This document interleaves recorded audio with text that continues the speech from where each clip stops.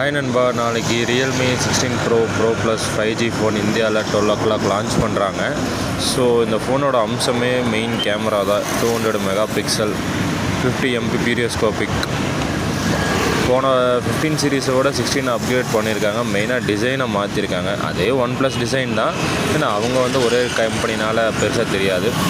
16 bro ப்ளஸில் பார்த்திங்கன்னா processor அதே தான், 7th Gen 4. CPU GPU மட்டும் இன்க்ரீஸ் பண்ணியிருக்காங்க.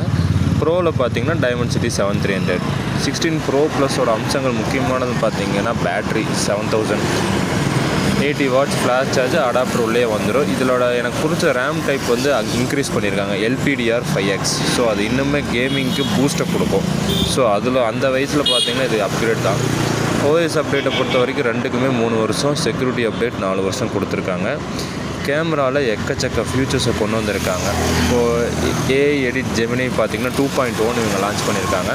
அதில் என்னென்னா, நம்ம வாய்ஸ் கமெண்ட் கொடுத்தோம்னா நம்ம ஃபோட்டோஸ் அதுக்கு ஏற்ற மாதிரி கார்ட்டூனாக மாற்றி கொடுக்கும். விண்டோஸ் இல்லைனா ஸ்னோ பொழிகிற மாதிரி. வாட்டர் ரெசிஸ்டன்ஸில் இவங்களை அடிச்சிக்கவே முடியாது. 66, 68, 69, 69K 36 லிக்விட் தாங்கக்கூடிய கேப்பபிலிட்டி இருக்குது. பட் அதுக்காக நீங்கள் வாட்டரில் போட்டு வாஷ் பண்ணிகிட்டு இருக்க வேண்டாம். அதில் டேமேஜ் ஆச்சுன்னா வாரண்ட்டி கிளைம் ஆகாது, தெளிவாக சொல்லிக்கிறேன்.